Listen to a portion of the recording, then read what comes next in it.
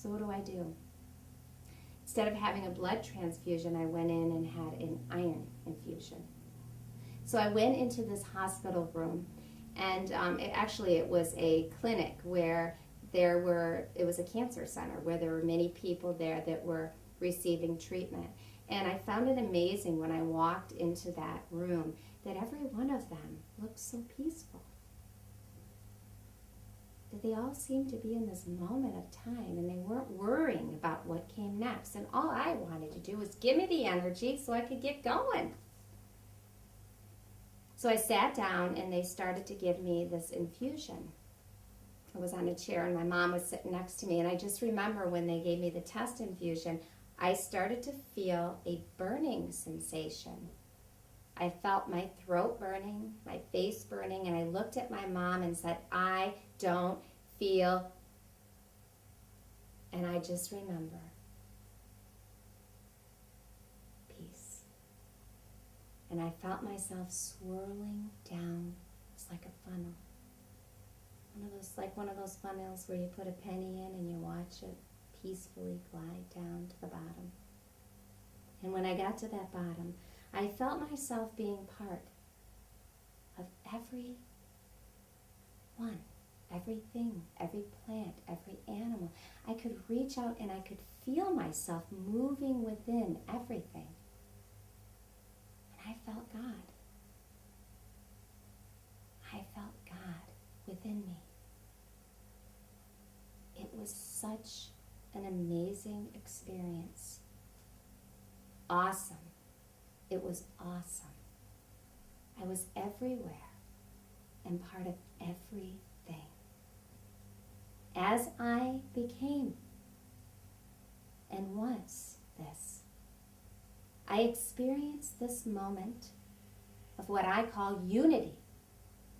This unity made me realize that there is no separation. Even our physical bodies are illusions. They're not real. And when I came out, I just remember them say, come back, come back, come back, come back. And I came out, and I opened my eyes. And once again, I moved into that awareness where I was looking at these people, but I understood what it is that they knew. They were in the moment. And not only were they in the moment, but they knew this unity. This near-death experience allowed me to reconnect with myself. And with myself collectively. I am you and you are me. We are all connected and one. Through this experience, many things happened. I started to dream and get messages. And one night I dreamt, and when I woke up, I was sweating. I was completely drenched. And I'm not one that really sweats a lot. And my husband looked at me and he said, what's wrong? I said, I just had a dream and God spoke to me.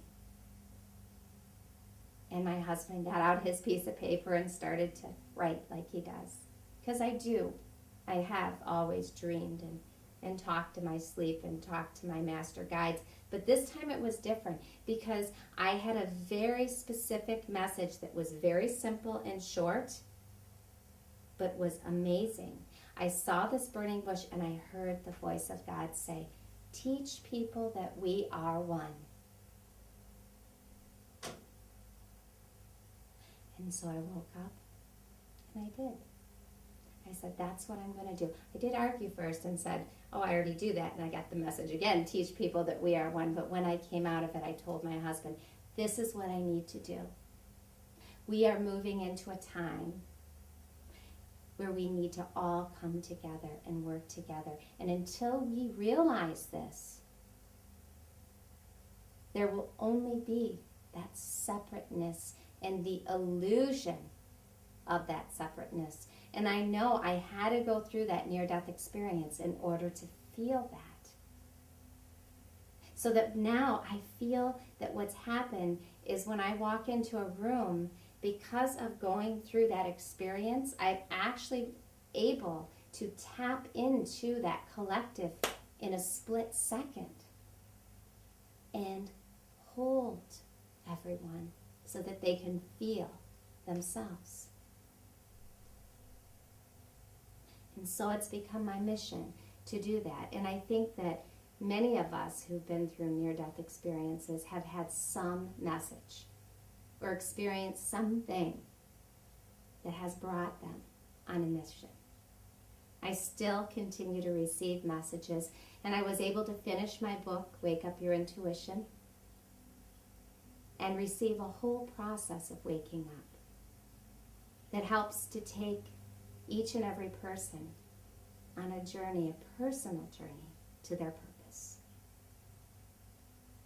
And I thank God every day for that experience. Because even though I had it before and I was asleep, once more it woke me up. And I hope that each and every one of you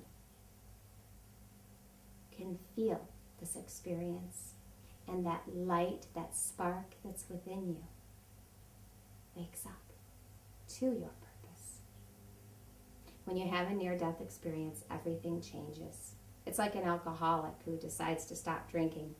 Your choices, everything, nothing is the same, because you're in this awareness that is much different. You no longer see people as separate. You feel them as yourself.